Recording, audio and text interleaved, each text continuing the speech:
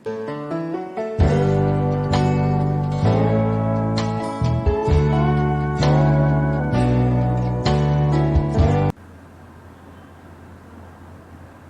जी, welcome back दोस्तों। स्वागत है तुहाडा अपने चैनल गगन एजुकेशन के उपर। अज असी NCERT हिस्टरी दे 8th क्लास दे सीरीज़ दे विच चैप्टर नंबर 6 करन जा रहे हैं। इस चैप्टर का नाम है जी बुनकर, लोहा बनाने वाले अते फैक्ट्री मालिक।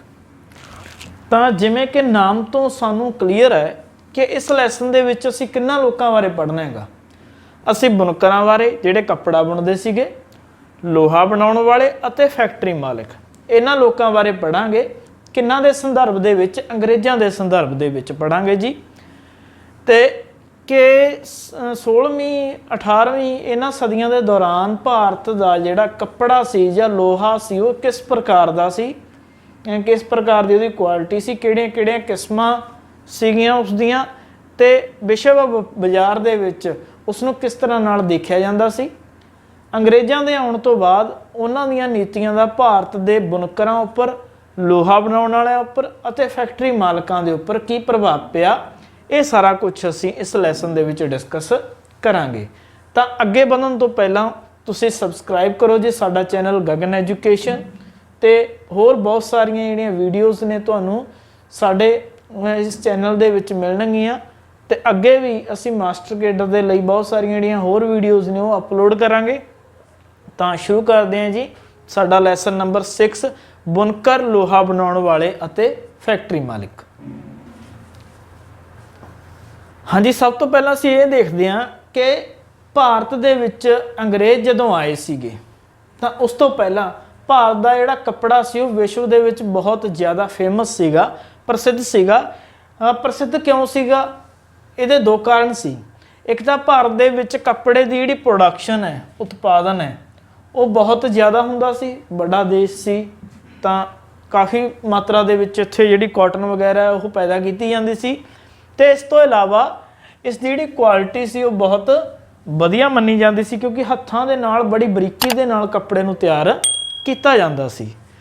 ਤਾਂ ਬੰਗਾਲ ਦੀ ਜਿੱਤ ਤੋਂ ਪਹਿਲਾਂ 1750 ਦਾ ਜਿਹੜਾ ਦਹਾਕਾ ਸੀ, ਉਸ ਤੋਂ ਪਹਿਲਾਂ ਭਾਰਤ ਦਾ ਕੱਪੜਾ ਸੀ ਜਿਹੜਾ ਸੀ ਉਹ ਪੂਰੀ ਦੁਨੀਆ ਦੇ ਵਿੱਚ ਆਪਣੀ ਪ੍ਰੋਡਕਸ਼ਨ ਤੇ ਕੁਆਲਿਟੀ ਨੂੰ ਲੈ ਕੇ ਫੇਮਸ ਸੀ।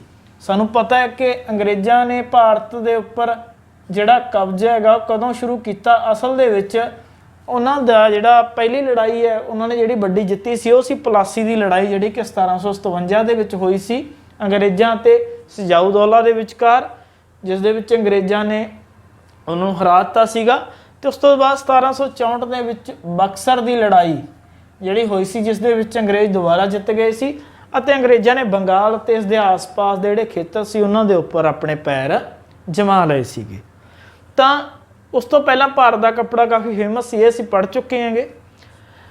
तां इहदा वपार कीता जांदा सी। भारत के कपड़े का वपार देश संसार के अलग-अलग देशों के नाल ਹੁੰਦਾ ਸੀਗਾ। अलग-अलग देशों के जिहड़े व्यापारी सी वो भारत तो कपड़ा खरीदते सी।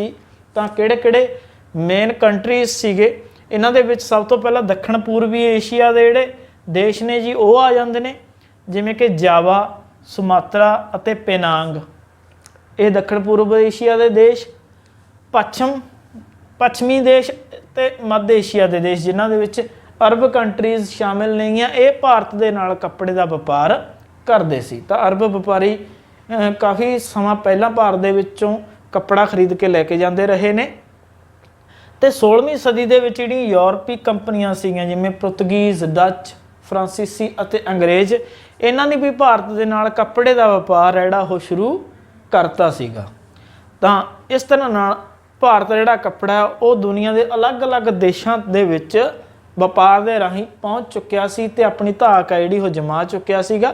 तो इस दौरान ही की हुंदा हैगा कि 18वीं सदी दे विच 1850 के दौरान ब्रिटेन दे विच इंडस्ट्रीयल रेवोल्यूशन आउंदा है, उद्योगिक क्रांति आउंदी है, जिहदे विच नवीं खोजां हुंदियां ने।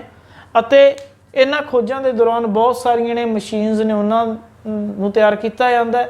अते ਅੰਗਰੇਜ਼ ਜਿਹੜੇ ਉਹ ਬ੍ਰਿਟੇਨ ਦੇ ਵਿੱਚ ਆਇਰਨ ਐਂਡ ਸਟੀਲ ਕੰਪਨੀ ਸਥਾਪਿਤ ਕਰ ਲੈਂਦੇ ਨੇਗੇ। ਲੋਹਾ ਅਤੇ ਇਸਪਾਤ ਜਿਹੜੇ ਉਦਯੋਗ ਨੇ ਉਹਨਾਂ ਨੂੰ ਸਥਾਪਿਤ ਕਰ ਲਿਆ ਜਾਂਦਾ ਹੈ, ਵਿਕਸਿਤ ਕਰ ਲਿਆ ਜਾਂਦਾ ਹੈ, ਕਿਉਂਕਿ ਇੰਡਸਟਰੀਆਂ ਬਹੁਤ ਲੱਗਣ ਲੱਗ ਜਾਂਦੀਆਂ ਨੇਗੀਆਂ ਬ੍ਰਿਟੇਨ ਦੇ ਵਿੱਚ, ਸਮਾਨ ਤਿਆਰ ਹੋਣ ਲੱਗ ਜਾਂਦਾ ਹੈ। ਤਾਂ ਇਸ ਕਰਕੇ ਉਸ ਸਮੇਂ ਬ੍ਰਿਟੇਨ ਨੂੰ ਦੁਨੀਆ ਦਾ ਕਾਰਖਾਨਾ ਕਿਹਾ ਜਾਂਦਾ ਸੀ। ਦੁਨੀਆ ਦਾ ਕਾਰਖਾਨਾ ਤਾਂ ਕਿਹਾ ਜਾਂਦਾ ਸੀ ਕਿਉਂਕਿ ਬ੍ਰਿਟੇਨ ਦੇ ਵਿੱਚ ਬਹੁਤ ਸਾਰੇ ਜਿਹੜੇ ਕਾਰਖਾਨੇ ਸੀ, ਫੈਕਟਰੀਆਂ ਸੀਗੀਆਂ, ਉਹ ਲੱਗਣੀਆਂ ਸ਼ੁਰੂ ਹੋ ਗਈਆਂ ਸੀ, ਜਿਨ੍ਹਾਂ ਦੇ ਵਿੱਚ ਅਲੱਗ-ਅਲੱਗ ਪ੍ਰਕਾਰ ਦਾ ਜਿਹੜਾ ਸਮਾਨ ਹੈ ਉਹ ਤਿਆਰ ਕੀਤਾ ਜਾਂਦਾ ਸੀ। ਤਾਂ ਇਹ ਸੀ ਜੀ ਅੰਗਰੇਜ਼ਾਂ ਦੇ ਭਾਰਤ ਆਉਣ ਤੋਂ ਪਹਿਲਾਂ ਭਾਰਤ ਦੇ ਕੱਪੜੇ ਦੀ ਸਥਿਤੀ। ਅਗਲੇ ਪੈਰੇ ਦੇ ਵਿੱਚ ਅਸੀਂ ਪੜ੍ਹਾਂਗੇ ਕਿ ਭਾਰਤੀ ਕੱਪੜਾ ਵਿਸ਼ਵ ਬਾਜ਼ਾਰ ਦੇ ਵਿੱਚ ਕਿੰਨਾ ਨਾਵਾਂ ਦੇ ਨਾਲ ਜਾਣਿਆ ਜਾਂਦਾ ਸੀ, ਕਿਹੜੀਆਂ-ਕਿਹੜੀਆਂ ਵੈਰਾਈਟੀਆਂ ਉਸ ਦੀਆਂ ਸੀਗੀਆਂ, ਉਹਨਾਂ ਬਾਰੇ ਅਸੀਂ ਗੱਲ ਕਰਾਂਗੇ।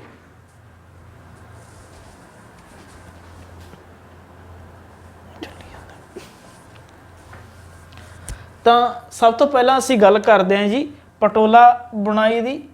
ਜਿਹੜੀ ਪਟੋਲਾ ਬੁਣਾਈ ਸੀ ਇਹ ਭਾਰਤ ਦੇ 3 ਸ਼ਹਿਰ ਅਤੇ ਇਸ ਦੇ ਆਸ-ਪਾਸ ਦੇ ਖੇਤਰਾਂ ਦੇ ਵਿੱਚ ਕਾਫੀ ਕੀਤੀ ਜਾਂਦੀ ਸੀਗੀ, ਸੂਰਤ, ਅਹਿਮਦਾਬਾਦ ਅਤੇ ਪਾਟਨ। ਇਹਨਾਂ ਸ਼ਹਿਰਾਂ ਦੇ ਵਿੱਚ ਪਟੋਲਾ ਜਿਹੜੀ ਬੁਣਾਈ ਕੀਤੀ ਜਾਂਦੀ ਸੀ, ਇਸ ਕਿਸਮ ਦਾ ਜਿਹੜਾ ਕੱਪੜਾ ਉਹ ਤਿਆਰ ਕੀਤਾ ਜਾਂਦਾ ਸੀ। ਸੰਸਾਰ ਦੇ ਅਲੱਗ-ਅਲੱਗ ਭਾਗਾਂ ਦੇ ਵਿੱਚ ਇਸ ਨੂੰ ਭੇਜਿਆ ਜਾਂਦਾ ਸੀ, ਪਰ ਇੰਡੋਨੇਸ਼ੀਆ ਦੇ ਵਿੱਚ ਇਸ ਕਿਸਮ ਦੇ ਜਿਹੜੇ ਕੱਪੜੇ ਦੀ ਬਹੁਤ ਜ਼ਿਆਦਾ ਡਿਮਾਂਡ ਸੀ ਅਤੇ ਇਹ ਕੱਪੜਾ ਇੰਡੋਨੇਸ਼ੀਆ ਦੇ ਵਿੱਚ ਇੰਨਾ ਮੰਗਵਾਇਆ ਜਾਂਦਾ ਸੀ ਕਿ ਇਹ ਉੱਥੋਂ ਦੀ ਜਿਹੜੀ ਸਥਾਨਕ ਪਰੰਪਰਾ ਹੈ ਉਸ ਦਾ ਹਿੱਸਾ ਬਣ ਗਿਆ ਸੀ। ਸਥਾਨਕ ਪਰੰਪਰਾ ਤੋਂ ਕੀ ਭਾਵ ਹੈ? ਸਥਾਨਕ ਪਰੰਪਰਾ ਤੋਂ ਭਾਵ ਹੈ ਕਿ ਕੋਈ ਜਿਹੜੀ ਵਿਦੇਸ਼ੀ ਚੀਜ਼ ਹੈ ਉਹਨੂੰ ਅਸੀਂ ਇੰਨਾ ਕਿ ਇਸਤੇਮਾਲ ਕਰਨਾ ਸ਼ੁਰੂ ਕਰ ਦਈਏ ਕਿ ਉਹ ਸਾਨੂੰ ਆਪਣੇ ਸਮਾਜ ਦਾ, ਆਪਣੀ ਸੰਸਕ੍ਰਿਤੀ ਦਾ ਅੰਗ ਜਾਪਣ ਲੱਗ ਜਾਵੇ। ਜਿਵੇਂ ਕਿ ਭਾਰਤ ਦੇ ਦੇ ਸੰਬੰਧ ਦੇ ਵਿੱਚ ਜੇ ਅਸੀਂ ਐਗਜ਼ਾਮਪਲ ਲਈਏ ਤਾਂ ਆਲੂ ਹੈ ਜਿਹੜਾ ਉਹ ਪੁਰਤਗਾਲੀਆਂ ਨੇ ਇੰਟਰੋਡਿਊਸ ਕੀਤਾ ਸੀ ਸਾਡੇ ਨਾਲ। ਪੁਰਤਗਾਲੀਆਂ ਦੇ ਆਉਣ ਤੋਂ ਪਹਿਲਾਂ ਆਲੂ ਸਾਡੇ ਦੇਸ਼ ਦੇ ਵਿੱਚ ਨਹੀਂ ਹੁੰਦਾ ਸੀਗਾ, ਪਰ ਅੱਜ ਦੇ ਸਮੇਂ ਦੇ ਵਿੱਚ ਅਸੀਂ ਉਸ ਨੂੰ ਇੰਨਾ ਕੁ ਇਸਤੇਮਾਲ ਕਰ ਰਹੇ ਹਾਂ, ਇੰਨਾ ਕੁ ਉਸਦਾ ਯੂਜ਼ ਹੈ ਕਿ ਸਾਨੂੰ ਜਿਹੜਾ ਆਲੂ ਹੈ ਉਹ ਆਪਣੀ ਸੰਸਕ੍ਰਿਤੀ ਦਾ ਅੰਗ ਹੀ ਲੱਗਦਾ ਹੈਗਾ। ਸਾਨੂੰ ਇਹ ਬਹੁਤਿਆਂ ਨੂੰ ਪਤਾ ਨਹੀਂ ਹੈਗਾ ਕਿ ਇਹ ਜਿਹੜੀ ਚੀਜ਼ ਹੈ ਉਹ ਬਾਹਰੋਂ ਆਈ ਹੋਈ ਹੈ, ਸਾਨੂੰ ਆਪਣੇ ਦੇਸ਼ ਦੀ ਹੀ ਲੱਗਦੀ ਹੈਗੀ। ਤਾਂ ਇਸ ਤਰ੍ਹਾਂ ਜਿਹੜੀ ਕਿ ਪਟੋਲਾ ਬੁਣਾਈ ਦਾ ਕੱਪੜਾ ਸੀਗਾ ਉਹ ਇੰਡੋਨੇਸ਼ੀਆ ਦੀ ਸੰਸਕ੍ਰਿਤੀ ਦਾ ਹਿੱਸਾ ਹੀ ਬਣ ਗਿਆ ਸੀ। ਉਸ ਤੋਂ ਬਾਅਦ ਯੂਰਪ ਦੇ ਜਿਹੜੇ ਵਪਾਰੀ ਸੀ ਉਹਨਾਂ ਨੇ ਭਾਰਤ ਦਾ ਜਿਹੜਾ ਕੱਪੜਾ ਸੀ ਉਹ ਪਹਿਲੀ ਵਾਰ ਕਿੱਥੇ ਦੇਖਿਆ? ਯੂਰਪ ਦੇ ਵਪਾਰੀਆਂ ਨੇ ਭਾਰਤ ਦਾ ਜਿਹੜਾ ਸੂਤੀ ਕੱਪੜਾ ਸੀ, ਬਾਰੀਕ ਜਿਹੜਾ ਬਰੀਕ ਬੁਣਿਆ ਹੋਇਆ ਸੂਤੀ ਕੱਪੜਾ ਸੀ, ਉਹ ਇਰਾਕ ਦੇ ਮੌਸੂਲ ਸ਼ਹਿਰ ਦੇ ਵਿੱਚ ਦੇਖਿਆ ਸੀਗਾ, ਕਿਉਂਕਿ ਅਰਬ ਵਪਾਰੀ ਸੀ ਜਿਹੜੇ ਆਪਾਂ ਪਹਿਲਾਂ ਗੱਲ ਕੀਤੀ ਹੈ ਕਿ ਭਾਰਤ ਦੇ ਨਾਲ ਕੱਪੜੇ ਦਾ ਵਪਾਰ ਕਰਦੇ ਸੀ।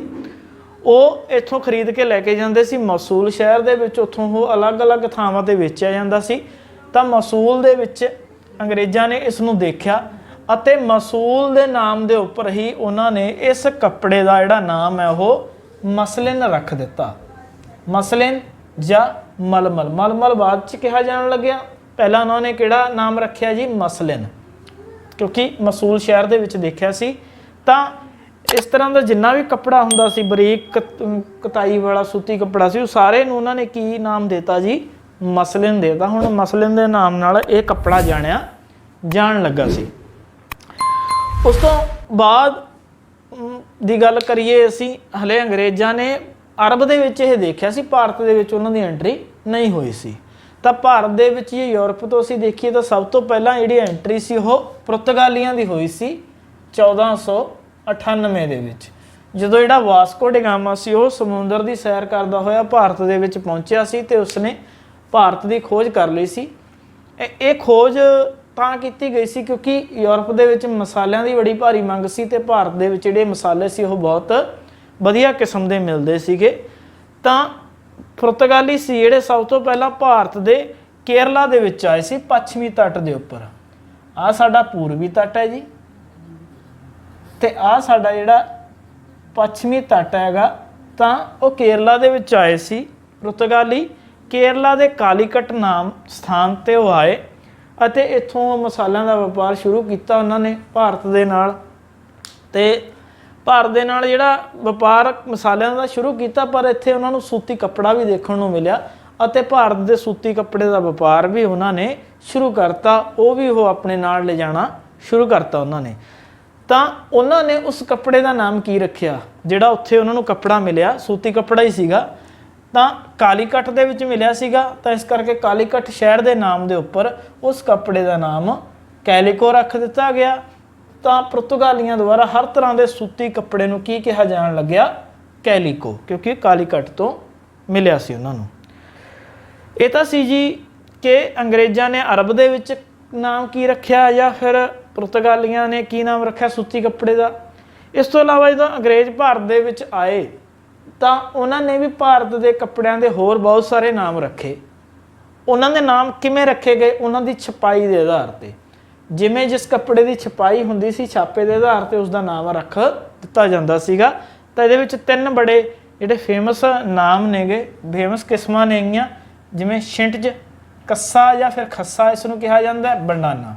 ਤਾਂ ਇਹਨਾਂ ਦੇ ਵਿੱਚੋਂ ਅਸੀਂ 2 ਦੀ ਗੱਲ ਕਰਾਂਗੇ ਜੀ, ਛਿੰਟਜ ਅਤੇ ਬੰਡਾਨਾ ਦੀ। ਛਿੰਟਜ ਹਿੰਦੀ ਦੇ ਸ਼ਬਦ ਛੀਂਟ ਤੋਂ ਨਿਕਲਿਆ ਹੈਗਾ। ਇਹਦਾ ਮਤਲਬ ਹੈਗਾ ਕਿ ਕਲਰਫੁੱਲ ਡਿਜ਼ਾਈਨ, ਛੋਟੀਆਂ ਫੁੱਲ ਅਤੇ ਪੱਤੀਆਂ ਰੰਗੀਨ ਫੁੱਲ ਪੱਤੀਆਂ ਵਾਲੇ ਛੋਟੇ ਛਾਪੇ ਦੇ ਕੱਪੜੇ। 2 ਤਰ੍ਹਾਂ ਦਾ ਛਾਪਾ ਹੁੰਦਾ, ਇੱਕ ਮੋਟਾ ਛਾਪਾ ਤੇ ਵੈਸੇ ਤਾਂ ਕਈ ਤਰ੍ਹਾਂ ਦਾ ਹੁੰਦਾ। ਜੇ ਅਸੀਂ ਬਰੋਡਲੀ ਦੇਖੀਏ ਤਾਂ ਮੋਟਾ ਅਤੇ ਬਰੀਕ ਛਾਪਾ, ਜਿਵੇਂ ਅੱਜ ਕੱਲ੍ਹ ਸ਼ਰਟਸ ਆਉਂਦੀਆਂ ਨੇਗੀਆਂ, ਚੈੱਕ ਆਉਂਦਾ ਉਹਨਾਂ ਦੇ ਵਿੱਚ, ਅਸੀਂ ਗੱਲ ਕਰਦੇ ਹਾਂ ਜਾਂ ਬਰੀਕ ਚੈੱਕ ਦੀ ਸ਼ਰਟ ਜਾਂ ਫਿਰ ਮੋਟੇ ਚੈੱਕ ਦੀ ਸ਼ਰਟ। ਤਾਂ ਇਸੇ ਤਰ੍ਹਾਂ ਛੋਟੇ ਛਾਪੇ ਵਾਲੇ ਜਿਹੜੇ ਕੱਪੜੇ ਸੀ ਜਿਨ੍ਹਾਂ 'ਤੇ ਫੁੱਲ ਜਾਂ ਪੱਤੀਆਂ ਬਣੀਆਂ ਹੁੰਦੀਆਂ ਸੀਗੀਆਂ ਰੰਗਦਾਰ, ਉਹਨਾਂ ਨੂੰ ਅੰਗਰੇਜ਼ ਕੀ ਕਹਿੰਦੇ ਸੀਗੇ, ਛਿੰਟਜ ਕਹਿੰਦੇ ਸੀਗੇ। ਤੇ ਬੰਡਾਨਾ ਕਿਹਨਾਂ ਨੂੰ ਕਿਹਾ ਜਾਂਦਾ ਸੀ, ਬੰਡਾਨਾ ਹਿੰਦੀ ਦੇ ਸ਼ਬਦ ਬਾਂਧਨਾ ਤੋਂ ਨਿਕਲਿਆ ਹੈਗਾ, ਪੰਜਾਬੀ ਦੇ ਵਿੱਚ ਬੰਨਣਾ, ਕਿਉਂਕਿ ਇਹ ਜਾਂ ਸਿਰ ਦੇ ਉੱਪਰ ਬੰਨਿਆ ਜਾਂਦਾ ਸੀ ਜਾਂ ਫਿਰ ਗਲੇ ਦੇ ਵਿੱਚ ਬੰਨਿਆ ਜਾਂਦਾ ਸੀਗਾ। ਤੇ ਇਸ ਦੇ ਉੱਪਰ ਚਟਕ ਰੰਗ ਦੀ ਛਾਪੇਦਾਰ ਛਪਾਈ ਕੀਤੀ ਜਾਂਦੀ ਸੀ, ਛਾਪਾ ਦਿੱਤਾ ਜਾਂਦਾ ਸੀਗਾ ਇੱਕ ਖਾਸ ਰੰਗ ਦਾ। ਤੇ ਜਿਹੜਾ ਗੁਲਬੰਦ ਹੈ ਜਿਹੜਾ ਗਲੇ ਦੇ ਵਿੱਚ ਪਾਇਆ ਜਾਂਦਾ ਸੀ, ਗਲੇ ਇਹਨੂੰ ਬੰਦ ਕਰ ਦਿੰਦਾ ਸੀਗਾ, ਉਸ ਦੇ ਉੱਪਰ ਇੱਕ ਛਾਪਾ ਬਣਿਆ ਹੁੰਦਾ ਸੀ। ਤੇ ਇਹਨੂੰ ਗਲੇ ਦੇ ਵਿੱਚ ਪਹਿਨਣ ਅਤੇ ਸਿਰ ਦੇ ਉੱਪਰ ਪਹਿਨਣ ਦੇ ਤਰੀਕੇ ਤੋਂ ਹੀ ਬੰਡਾਨਾ ਇਹਦਾ ਨਾਮ ਹੈ ਜਿਹੜਾ ਉਹ ਦਿੱਤਾ ਗਿਆ, ਕਿਉਂਕਿ ਉਹ ਪਹਿਨਦੇ ਸੀ, ਇਸ ਨੂੰ ਬੰਨ੍ਹਦੇ ਸੀਗੇ। ਤਾਂ ਹਿੰਦੀ ਦਾ ਜਿਹੜਾ ਸ਼ਬਦ ਹੈ ਬਾਂਧਨਾ, ਉਸ ਤੋਂ ਇਹਨਾਂ ਨੇ ਇਹਦਾ ਨਾਮ ਬੰਡਾਨਾ ਰੱਖ ਦਿੱਤਾ। ਤਾਂ ਇਸ ਪਾਠ ਦੇ ਵਿੱਚ ਅਸੀਂ ਇਹ ਸਾਰੀਆਂ ਚੀਜ਼ਾਂ ਡਿਸਕਸ ਕੀਤੀਆਂ ਨੇ। ਥੋੜ੍ਹੀ ਜਿਹੀ ਰਿਵੀਜ਼ਨ ਇਸ ਦੀ ਅਸੀਂ ਕਰ ਲੈਂਦੇ ਹਾਂ ਕਿ ਭਾਰਤ ਦਾ ਜਿਹੜਾ ਕੱਪੜਾ ਸੀ ਉਹ ਕਿਸ ਲਈ ਮਸ਼ਹੂਰ ਸੀ, ਆਪਣੀ ਪ੍ਰੋਡਕਸ਼ਨ ਅਤੇ ਕੁਆਲਿਟੀ ਦੇ ਲਈ। ਕਿਹੜੇ ਕਿਹੜੇ ਦੇਸ਼ਾਂ ਨਾਲ ਭਾਰਤ ਦੇ ਕੱਪੜੇ ਦਾ ਵਪਾਰ ਹੁੰਦਾ ਸੀਗਾ। ਇਸ ਦੇ ਵਿੱਚ ਅਸੀਂ ਦੱਖਣ ਪੂਰਬ ਏਸ਼ੀਆ, ਪੱਛਮ ਅਤੇ ਮੱਧ ਏਸ਼ੀਆ ਦੀ ਗੱਲ ਕੀਤੀ ਹੈ। ਉਸ ਤੋਂ ਬਾਅਦ ਬ੍ਰਿਟੇਨ ਨੂੰ ਦੁਨੀਆ ਦਾ ਕਾਰਖਾਨਾ ਕਿਉਂ ਕਿਹਾ ਜਾਣ ਲੱਗ ਗਿਆ ਸੀ, ਇਹ ਵੀ ਅਸੀਂ ਗੱਲ ਕਰ ਲਈ ਸੀ। ਭਾਰਤੀ ਕੱਪੜੇ ਦੀਆਂ ਜਿਹੜੇ ਵਿਸ਼ਵ ਦੇ ਵਿੱਚ ਅਲੱਗ-ਅਲੱਗ ਨਾਵਾਂ ਨਾਲ ਜਾਣਿਆ ਜਾਂਦਾ ਸੀ, ਉਹਦੀ ਅਸੀਂ ਗੱਲ ਕੀਤੀ ਹੈ, ਜਿਹਦੇ ਵਿੱਚ ਪਟੋਲਾ ਬਣਾਈ, ਜਿਸ ਦੀ ਇੰਡੋਨੇਸ਼ੀਆ ਦੇ ਵਿੱਚ ਬਹੁਤ ਜ਼ਿਆਦਾ ਡਿਮਾਂਡ ਸੀ। ਮਸਲਿਨ ਅੰਗਰੇਜ਼ਾਂ ਨੇ ਨਾਮ ਰੱਖਿਆ ਸੀ ਅਰਬ ਦੇ ਵਿੱਚ, ਕਿਉਂਕਿ ਉਹਨਾਂ ਨੇ ਪਹਿਲੀ ਵਾਰ ਭਾਰਤ ਦਾ ਜਿਹੜਾ ਸੂਤੀ ਕੱਪੜਾ ਸੀ ਉਹ ਮਸੂਲ ਸ਼ਹਿਰ ਦੇ ਵਿੱਚ ਦੇਖਿਆ ਸੀਗਾ। ਉਸ ਤੋਂ ਬਾਅਦ ਪੁਰਤਗਾਲੀ ਭਾਰਤ ਦੇ ਵਿੱਚ ਆਏ ਸੀਗੇ। ਪੁਰਤਗਾਲੀਆਂ ਨੇ ਕਾਲੀਕਟ ਦੇ ਵਿੱਚ ਜਿਹੜਾ ਸੂਤੀ ਕੱਪੜਾ ਦੇਖਿਆ ਉਸ ਨੂੰ ਕੈਲੀਕੋ ਦਾ ਨਾਮ ਦਿੱਤਾ। ਅਤੇ ਅੰਗਰੇਜ਼ ਸੀ ਜਿਹੜੇ ਛਾਪੇਦਾਰ ਸੂਤੀ ਕੱਪੜਿਆਂ ਨੂੰ ਅਲੱਗ-ਅਲੱਗ ਨਾਵਾਂ ਨਾਲ ਉਹਨਾਂ ਦੀ ਛਪਾਈ ਦੇ ਆਧਾਰ 'ਤੇ ਬੁਲਾਉਂਦੇ ਸੀ, ਛਿੰਟਜ, ਕੱਸਾ ਅਤੇ ਬੰਡਾਨਾ। ਛਿੰਟਜ ਹਿੰਦੀ ਦੇ ਸ਼ਬਦ ਛੀਂਟ ਤੋਂ ਨਿਕਲਿਆ, ਜਿਹਤੇ ਛੋਟਾ ਛਾਪਾ ਮਾਰਿਆ ਜਾਂਦਾ ਸੀ, ਜਿਹਦੇ ਵਿੱਚ ਰੰਗੀਨ ਫੁੱਲ ਪੱਤੀਆਂ ਬਣੀਆਂ ਹੁੰਦੀਆਂ ਸੀ।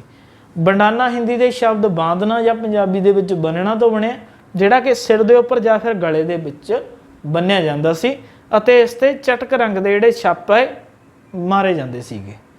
ਤਾਂ ਉਸ ਤੋਂ ਬਾਅਦ ਅਸੀਂ ਸੈਕੰਡ ਪਾਰਟ ਦੀ ਗੱਲ ਕਰ ਰਹੇ ਹਾਂ ਜੀ।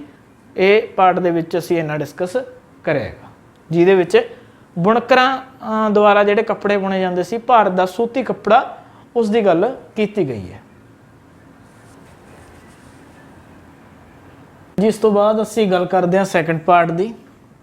ਉਸ ਤੋਂ ਬਾਅਦ ਅਸੀਂ ਗੱਲਾਂ ਕਰਾਂਗੇ ਕਿ ਸਾਡਾ ਜਿਹੜਾ ਭਾਰਤ ਦਾ ਕੱਪੜਾ ਸੀਗਾ ਉਹ ਯੂਰਪੀ ਬਾਜ਼ਾਰਾਂ ਦੇ ਵਿੱਚ ਕਿਵੇਂ ਗਿਆ ਅਤੇ ਉੱਥੇ ਜਾ ਕੇ ਸਾਡੇ ਕੱਪੜੇ ਨੇ ਕੀ ਪ੍ਰਭਾਵ ਪਾਇਆ, ਜਾਂ ਉੱਥੋਂ ਦਾ ਜਿਹੜਾ ਸਮਾਜ ਸੀ, ਉੱਥੋਂ ਦੀਆਂ ਜਿਹੜੀਆਂ ਫੈਕਟਰੀਆਂ ਸੀ ਜਾਂ ਵਪਾਰੀ ਸੀ ਜਾਂ ਉਦਯੋਗਪਤੀ ਸੀ, ਉਹਨਾਂ ਦੇ ਉੱਪਰ ਸਾਡੇ ਕੱਪੜੇ ਦਾ ਕੀ ਪ੍ਰਭਾਵ ਪਿਆ। ਤਾਂ ਇਹਦੇ ਵਿੱਚ ਗੱਲ ਕਰਦੇ ਹਾਂ ਕਿ ਇੰਗਲੈਂਡ ਦੀ ਗੱਲ ਕਰਦੇ ਹਾਂ ਅਸੀਂ। 1720 ਦੇ ਵਿੱਚ ਇੰਗਲੈਂਡ ਦੇ ਵਿੱਚ ਇੱਕ ਐਕਟ ਪਾਸ ਕੀਤਾ ਗਿਆ ਸੀ, ਕੈਲੀਕੋ ਐਕਟ ਜਾਂ ਕੈਲੀਕੋ ਅਧਿਨਿਯਮ। ਇਹ ਕੀ ਸੀ ਅਤੇ ਕਿਉਂ ਪਾਸ ਕੀਤਾ ਗਿਆ ਸੀ, ਇਹਦੀ ਅਸੀਂ ਗੱਲ ਕਰਦੇ ਹਾਂ।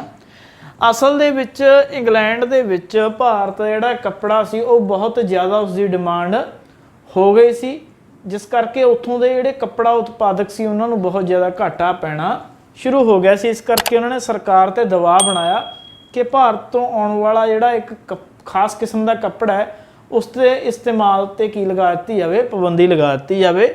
ਤਾਂ ਇੰਗਲੈਂਡ ਦੇ ਵਿੱਚ ਸਰਕਾਰ ਨੇ ਭਾਰਤ ਦੇ ਵਿੱਚ ਜਿਹੜਾ ਛਾਪੇਦਾਰ ਸੂਤੀ ਕੱਪੜਾ ਸੀ, ਜਿਸ ਨੂੰ ਸ਼ੀਟ ਜਾਂ ਸਿੰਜ ਕਿਹਾ ਜਾਂਦਾ ਸੀ, ਉਸ ਦੇ ਇਸਤੇਮਾਲ ਦੇ ਉੱਪਰ ਪਾਬੰਦੀ ਲਗਾ ਦਿੱਤੀ ਤੇ ਉਸ ਲਗਾਈ ਗਈ ਪਾਬੰਦੀ ਨੂੰ ਜਾਂ ਉਸ ਐਕਟ ਨੂੰ ਕੈਲਿਕੋ ਅਧਿਨਿਯਮ ਦੇ ਨਾਮ ਨਾਲ ਜਾਣਿਆ ਗਿਆ। ਤਾਂ ਇਹ ਕਦੋਂ ਲਾਗੂ ਕੀਤਾ ਗਿਆ ਸੀ ਜੀ? 1720 ਦੇ ਵਿੱਚ।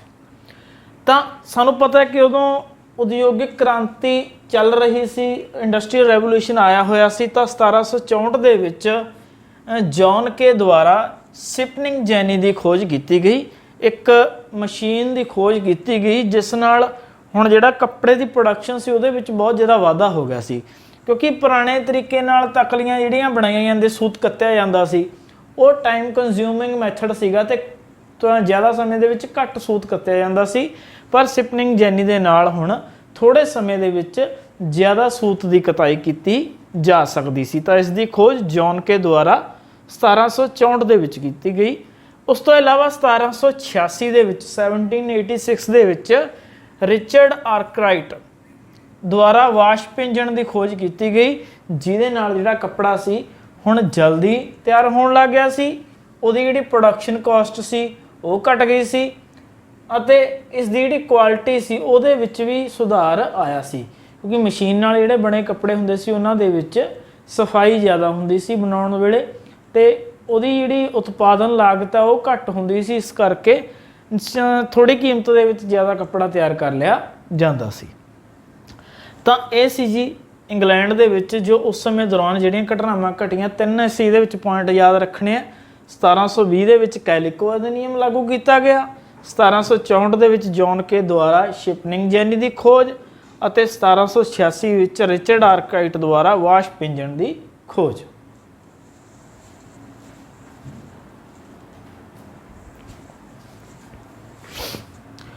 ਉਸ ਤੋਂ ਬਾਅਦ ਇੱਕ ਦੋ ਇਹਦੇ ਵਿੱਚ ਟਰਮਸ ਆਈਆਂ ਹੋਈਆਂ ਨੇਗੀਆਂ ਇਸ ਲੈਸਨ ਦੇ ਵਿੱਚ ਜਿਹੜੀਆਂ ਇੰਪੋਰਟੈਂਟ ਨੇ, ਜਿਨ੍ਹਾਂ ਨੂੰ ਕਈ ਵਾਰ ਕੁਐਸਚਨ ਦੇ ਰੂਪ ਦੇ ਵਿੱਚ ਪੁੱਛ ਲਿਆ ਜਾਂਦਾ ਹੈਗਾ। ਤਾਂ ਸਭ ਤੋਂ ਪਹਿਲੀ ਟਰਮ ਹੈ ਜੀ ਚਿੱਪੀਗਾਰ। ਚਿੱਪੀਗਾਰ ਕੌਣ ਹੁੰਦੇ ਨੇ? ਚਿੱਪੀਗਾਰ ਉਹਨਾਂ ਲੋਕਾਂ ਨੂੰ ਕਿਹਾ ਜਾਂਦਾ ਜਿਹੜੇ ਕੱਪੜੇ ਦੇ ਉੱਪਰ ਠੱਪੇ ਦੇ ਨਾਲ ਛਪਾਈ ਕਰਦੇ ਨੇ, ਕਿਸੇ ਠੱਪਾ ਬਣਾ ਲੈਂਦੇ ਨੇ ਉਹ ਉਸ ਠੱਪੇ ਦੇ ਨਾਲ ਛਪਾਈ ਹੈ ਜਿਹੜੀ ਉਹ ਕੀਤੀ ਜਾਂਦੀ ਹੈ। ਔਰਾਂਗ, ਔਰਾਂਗ ਫਾਰਸੀ ਭਾਸ਼ਾ ਦਾ ਸ਼ਬਦ ਹੈ ਤੇ ਫਾਰਸੀ ਭਾਸ਼ਾ ਦੇ ਵਿੱਚ ਗੋਦਾਮ ਨੂੰ ਜਿੱਥੇ ਕੁਝ ਸਟੋਰ ਕੀਤਾ ਜਾਂਦਾ ਹੈਗਾ ਉਸ ਨੂੰ ਔਰਾਂਗ ਕਿਹਾ ਜਾਂਦਾ। ਤੇ ਇਸ ਤੋਂ ਇਲਾਵਾ ਭਾਰਤ ਦੇ ਵਿੱਚ ਜਿਹੜਾ ਇਹ ਕੱਪੜਾ ਸੀਗਾ ਸੂਤੀ ਕੱਪੜਾ, ਉਹਦੀ ਪ੍ਰੋਡਕਸ਼ਨ ਤਾਂ ਪਹਿਲਾਂ ਹੀ ਵਧੀਆ ਸੀਗੀ। ਅੰਗਰੇਜ਼ਾਂ ਦੇ ਆਉਣ ਨਾਲ ਤਾਂ ਇਹਦੇ ਪ੍ਰੋਡਕਸ਼ਨ ਦੇ ਉੱਪਰ ਹੋਰ ਵੀ ਪ੍ਰਭਾਵ ਪਿਆ ਸੀਗਾ। ਹੁਣ ਅੰਗਰੇਜ਼ਾਂ ਨੂੰ ਕਿਉਂਕਿ ਯੂਰਪ ਦੇ 'ਚ ਡਿਮਾਂਡ ਸੀ ਤਾਂ ਉਹ ਚਾਹੁੰਦੇ ਸੀ ਕਿ ਜ਼ਿਆਦਾ ਤੋਂ ਜ਼ਿਆਦਾ ਕੱਪੜਾ ਜਿਹੜਾ ਉਹ ਤਿਆਰ ਕੀਤਾ ਜਾਵੇ। ਇੰਡਸਟਰੀਅਲ ਰੈਵੋਲੂਸ਼ਨ ਆਉਣ ਦੇ ਨਾਲ ਇਸ ਦਾ ਅਸਰ ਭਾਰਤ 'ਤੇ ਇਹ ਹੋਇਆ ਕਿ ਭਾਰਤ ਦੇ ਵਿੱਚ ਵੀ ਫੈਕਟਰੀਆਂ ਲੱਗਣੀਆਂ ਸ਼ੁਰੂ ਹੋ ਗਈਆਂ। ਤਾਂ ਸੂਤੀ ਕੱਪੜਾ ਮਿਲਾਂ ਦੀ ਜੇ ਅਸੀਂ ਗੱਲ ਕਰੀਏ ਤਾਂ ਸਭ ਤੋਂ ਪਹਿਲੀ ਜਿਹੜੀ ਸੂਤੀ ਕੱਪੜਾ ਮਿਲ ਸੀ 1854 ਦੇ ਵਿੱਚ ਭਾਰਤ ਦੇ ਵਿੱਚ ਲਗਾਈ ਗਈ। ਕਿੱਥੇ ਲਗਾਈ ਗਈ ਸੀ? ਬੰਬੇ ਵਿਖੇ। ਤਾਂ ਉਸ ਤੋਂ ਬਾਅਦ ਇਹਨਾਂ ਦੇ ਲਗਾਉਣ ਦੀ ਦਰ ਸਪੀਡ ਇੰਨੀ ਜ਼ਿਆਦਾ ਹੋ ਗਈ ਸੀ ਕਿ 1900 ਤੱਕ ਆਉਂਦੇ ਬੰਬੇ ਦੇ ਵਿੱਚ 84 ਕੱਪੜਾ ਮਿਲਾਂ ਲੱਗ ਚੁੱਕੀਆਂ ਸੀ ਜਿਨ੍ਹਾਂ ਦੇ ਵਿੱਚ ਸੂਤੀ ਕੱਪੜਾ ਤਿਆਰ ਕੀਤਾ ਜਾਂਦਾ ਸੀ। ਉਸ ਤੋਂ ਇਲਾਵਾ 1861 ਦੇ ਵਿੱਚ ਅਹਿਮਦਾਬਾਦ ਦੇ ਵਿੱਚ ਪਹਿਲੀ ਮਿਲ ਲੱਗੀ ਸੀ। ਤਾਂ ਇਹ ਜਿਹੜੀਆਂ ਮਿਲਾਂ ਨੇ ਇਹ ਬੰਬੇ, ਅਹਿਮਦਾਬਾਦ ਇਹਨਾਂ ਖੇਤਰਾਂ ਦੇ ਵਿੱਚ ਕਿਉਂ ਲੱਗ ਰਹੀਆਂ ਸੀ? ਕਿਉਂਕਿ ਇੱਥੇ ਜਿਹੜੀ ਕਪਾਹ ਦੀ ਪ੍ਰੋਡਕਸ਼ਨ ਹੈ ਉਹ ਜ਼ਿਆਦਾ ਹੁੰਦੀ ਸੀ। ਇੱਥੋਂ ਦਾ ਜਿਹੜਾ ਮੌਸਮ ਹੈ ਉਹ ਧਾਗਾ ਬਣਾਉਣ ਦੇ ਲਈ ਉੱਤਮ ਦਰਜੇ ਦਾ, ਕਿਉਂਕਿ ਸਿੱਲ ਵਾਲਾ ਮੌਸਮ ਧਾਗਾ ਬਣਾਉਣ ਦੇ ਲਈ ਚਾਹੀਦਾ ਹੁੰਦਾ ਜਿਹਦੇ ਵਿੱਚ ਧਾਗਾ ਜਲਦੀ ਨਾ ਟੁੱਟੇ। ਤਾਂ ਇਹਨਾਂ ਖੇਤਰਾਂ ਦੇ ਵਿੱਚ ਜਿਹੜੀਆਂ ਕੱਪੜਾ ਮਿਲਾਂ ਉਹ ਲਗਾਈਆਂ ਗਈਆਂ। ਤੇ ਭਾਰਤ ਦੇ ਵਿੱਚ ਸੂਤੀ ਕੱਪੜੇ ਨੂੰ ਮਹਾਤਮਾ ਗਾਂਧੀ ਨੇ ਵੀ ਬਹੁਤ ਜ਼ਿਆਦਾ ਤਵੱਜੋ ਦਿੱਤੀ ਸੀਗੀ। ਉਹ ਉਹਨਾਂ ਦਾ ਮੰਨਣਾ ਸੀ ਕਿ ਸਾਨੂੰ ਵਿਦੇਸ਼ੀ ਕੱਪੜਿਆਂ ਦਾ ਬਹਿਸ਼ਕਾਰ ਕਰਨਾ ਚਾਹੀਦਾ ਤੇ ਆਪ ਸੂਤ ਕੱਤਣਾ ਚਾਹੀਦਾ। ਇਸ ਕਰਕੇ 1931 ਦੇ ਵਿੱਚ ਭਾਰਤੀ ਰਾਸ਼ਟਰੀ ਕਾਂਗਰਸ, ਇੰਡੀਅਨ ਨੈਸ਼ਨਲ ਕਾਂਗਰਸ ਦਾ ਜਿਹੜਾ ਫਲੈਗ ਤਿਆਰ ਕੀਤਾ ਗਿਆ ਸੀ ਉਹਦੇ ਸੈਂਟਰ ਦੇ ਵਿੱਚ ਚਰਖੇ ਨੂੰ ਜਗ੍ਹਾ ਦਿੱਤੀ ਗਈ ਸੀਗੀ। ਤਾਂ ਇਹ ਕੱਪੜਾ ਦੀ ਜਿਹੜੀ ਪ੍ਰੋਡਕਸ਼ਨ ਸੀ ਭਾਰਤ ਦੇ ਵਿੱਚ ਉਹਦਾ ਘਟਨਾਕ੍ਰਮ ਸੀਗਾ। ਪਰ ਇੰਨਾ ਕੁਝ ਹੋਣ ਦੇ ਬਾਵਜੂਦ ਫਿਰ ਵੀ ਜਿਹੜੇ ਭਾਰਤ ਦੇ ਬੁਣਕਰ ਸੀਗੇ ਉਹਨਾਂ ਤੇ ਹੁਣ ਹੌਲੀ ਹੌਲੀ ਉਦਯੋਗਿਕ ਕ੍ਰਾਂਤੀ ਦਾ ਪ੍ਰਭਾਵ ਪੈਣਾ ਸ਼ੁਰੂ ਹੋ ਗਿਆ ਸੀ ਤੇ ਉਹ ਬੇਰੁਜ਼ਗਾਰ ਹੋਣੇ ਸ਼ੁਰੂ ਹੋ ਗਏ ਸੀ। ਕਿਵੇਂ ਬੇਰੁਜ਼ਗਾਰ ਹੋਣੇ ਸ਼ੁਰੂ ਹੋ ਗਏ ਸੀ? ਕਿਉਂਕਿ ਭਾਰਤੀ ਜਿਹੜੇ ਉਦਯੋਗ ਸੀਗੇ, ਭਾਰਤੀ ਬੁਣਕਰ ਸੀ, ਹੁਣ ਉਹਨਾਂ ਦਾ ਜਿਹੜਾ ਕੰਪੀਟੀਸ਼ਨ ਸੀਗਾ ਉਹ ਬ੍ਰਿਟਿਸ਼ ਉਦਯੋਗਾਂ ਦੇ ਨਾਲ ਹੋ ਗਿਆ ਸੀ। ਬ੍ਰਿਟਿਸ਼ ਉਦਯੋਗਾਂ ਦੇ ਵਿੱਚ ਮਸ਼ੀਨ ਦੇ ਨਾਲ ਕੱਪੜਾ ਬਣਾਇਆ ਜਾਂਦਾ ਸੀ ਜਿਹੜਾ ਸਸਤਾ ਵੀ ਹੁੰਦਾ ਸੀ ਅਤੇ ਸਫਾਈ ਪੱਖੋਂ ਵੀ ਵਧੀਆ ਹੁੰਦਾ ਸੀ, ਤੇ ਭਾਰਤੀ ਕੱਪੜਾ ਹੱਥਾਂ ਨਾਲ ਤਿਆਰ ਕੀਤਾ ਜਾਂਦਾ ਸੀ ਅਤੇ ਮਹਿੰਗਾ ਹੁੰਦਾ ਸੀ। ਇਸ ਕਰਕੇ ਲੋਕ ਉਦਯੋਗਿਕ ਕੱਪੜੇ ਨੂੰ ਜ਼ਿਆਦਾ ਖਰੀਦਣਾ ਪਸੰਦ ਕਰਦੇ ਸੀ। ਇਸ ਤੋਂ ਇਲਾਵਾ ਇੰਗਲੈਂਡ ਦੀ ਜਿਹੜੀ ਸਰਕਾਰ ਸੀ ਉਹਨੇ ਭਾਰਤੀ ਕੱਪੜੇ ਦੇ ਉੱਪਰ ਜ਼ਿਆਦਾ ਟੈਕਸ ਲਗਾ ਦਿੱਤਾ ਗਿਆ ਸੀ। ਜ਼ਿਆਦਾ ਟੈਕਸ ਲਗਾਇਆ ਗਿਆ। ਟੈਕਸ ਜ਼ਿਆਦਾ ਲਗਾਉਣ ਨਾਲ ਇਹ ਹੋਇਆ ਕਿ ਭਾਰਤੀ ਕੱਪੜੇ ਦੀਆਂ ਜਿਹੜੀਆਂ ਕੀਮਤਾਂ ਸੀ ਉਹ ਬਹੁਤ ਜ਼ਿਆਦਾ ਵੱਧ ਗਈਆਂ ਸੀ, ਜਿਨ੍ਹਾਂ ਨਾਲ ਇਸ ਨੂੰ ਜ਼ਿਆਦਾ ਲੋਕ ਖਰੀਦਣਾ ਪਸੰਦ ਨਹੀਂ ਕਰਦੇ ਸੀ, ਅਫੋਰਡ ਵੀ ਨਹੀਂ ਕਰ ਪਾਉਂਦੇ ਸੀ। ਤੇ 1830 ਤੱਕ ਭਾਰਤ ਵਿੱਚ ਜ਼ਿਆਦਾ ਮਾਤਰਾ ਵਿੱਚ ਇੰਗਲੈਂਡ ਦਾ ਕੱਪੜਾ ਹੀ ਵਿਕਣ ਲੱਗ ਗਿਆ ਸੀ, ਕਿਉਂਕਿ ਇੰਗਲੈਂਡ ਦਾ ਕੱਪੜਾ ਜਿਵੇਂ ਅਸੀਂ ਗੱਲ ਕੀਤੀ ਹੈ ਮਸ਼ੀਨੀ ਤਿਆਰ ਹੁੰਦਾ ਸੀ ਤੇ ਸਫਾਈ ਪੱਖੋਂ ਥੋੜ੍ਹਾ ਜਿਹਾ ਵਧੀਆ ਸੀ ਤੇ ਵੈਸਟਰਨ ਕਲਚਰ ਦਾ ਇੰਪੈਕਟ ਸਾਡੇ ਦੇਸ਼ ਦੇ ਉੱਪਰ ਪੈਣ ਲੱਗ ਗਿਆ ਸੀ। ਤਾਂ ਉਸ ਤੋਂ ਬਾਅਦ ਅਸੀਂ ਗੱਲ ਕਰਦੇ ਹਾਂ ਜੀ ਸਟੀਲ ਬਾਰੇ, ਲੋਹਾ ਬਣਾਉਣ ਦੀ ਕਲਾ ਬਾਰੇ। ਜਾਂ ਲੋਹਾ ਬਣਾਉਣ ਦੀ ਕਲਾ ਦੀ ਅਸੀਂ ਗੱਲ ਕਰੀਏ ਤਾਂ ਸਭ ਤੋਂ ਪਹਿਲਾਂ ਇਸ ਲੈਸਨ ਦੇ ਅਕੋਰਡਿੰਗ ਸਟੀਲ ਦੀ ਗੱਲ ਕੀਤੀ ਜਾਂਦੀ ਹੈਗੀ। ਉਦੋਂ ਲੋਹਾ ਭੱਠੀਆਂ ਦੇ ਵਿੱਚ ਤਿਆਰ ਕੀਤਾ ਜਾਂਦਾ ਸੀ, ਨਾਲ ਦੀ ਨਾਲ ਸਟੀਲ ਵੀ ਤਿਆਰ ਕਰਨਾ ਭਾਰਤ ਦੇ ਵਿੱਚ ਉਦੋਂ ਸ਼ੁਰੂ ਹੋ ਗਿਆ ਸੀ। ਤਾਂ ਟੀਪੂ ਸੁਲਤਾਨ ਦੀ ਜਿਹੜੀ ਤਲਵਾਰ ਹੈ ਉਹਦੀ ਉਦਾਹਰਨ ਇਸ ਦੇ ਵਿੱਚ ਲਈ ਗਈ ਹੈ। ਜਦੋਂ ਉਹਦੀ ਖੋਜ ਕੀਤੀ ਗਈ ਟੀਪੂ ਸੁਲਤਾਨ ਦੀ ਤਲਵਾਰ ਨੂੰ ਬਾਅਦ ਦੇ ਵਿੱਚ ਦੇਖਿਆ ਗਿਆ ਤਾਂ ਉਹ ਵੁਡਜ ਸਟੀਲ ਦੀ ਬਣੀ ਹੋਈ ਹੈ। ਵੁਡਜ ਸਟੀਲ ਕੀ ਹੁੰਦਾ ਹੈਗਾ? ਵੁਡਜ ਸਟੀਲ ਭੱਠੀਆਂ ਦੇ ਵਿੱਚ ਤਿਆਰ ਕੀਤਾ ਜਾਂਦਾ ਸੀਗਾ, ਪ੍ਰਗਲਨ ਭੱਠੀਆਂ ਦੇ ਵਿੱਚ। ਉਹਨੂੰ ਅਸੀਂ ਦੇਖਾਂਗੇ ਪ੍ਰਗਲਨ ਭੱਠੀਆਂ ਕੀ ਹੁੰਦੀਆਂ ਨੇ। ਪ੍ਰਗਲਨ ਭੱਠੀਆਂ ਦੇ ਵਿੱਚ ਕੀ ਹੁੰਦਾ, ਚਟਾਨ ਨੂੰ ਜਾਂ ਮਿੱਟੀ ਨੂੰ ਬਹੁਤ ਉੱਚੇ ਤਾਪਮਾਨ 'ਤੇ ਗਰਮ ਕੀਤਾ ਜਾਂਦਾ ਹੈਗਾ ਤੇ ਉਹਦੇ ਵਿੱਚ ਇਹ ਜਿਹੜਾ ਲੋਹਾ ਹੈਗਾ ਉਸ ਨੂੰ ਪਿਘਲਾਇਆ ਜਾਂਦਾ ਹੈਗਾ ਜਾਂ ਸਟੀਲ ਬਣਾਇਆ ਜਾਂਦਾ ਹੈਗਾ। ਤਾਂ ਇਸ ਤਰ੍ਹਾਂ ਵੁਡਜ ਸਟੀਲ ਪ੍ਰਗਲਨ ਭੱਠੀਆਂ ਦੇ ਵਿੱਚ ਤਿਆਰ ਕੀਤਾ ਜਾਂਦਾ ਸੀਗਾ।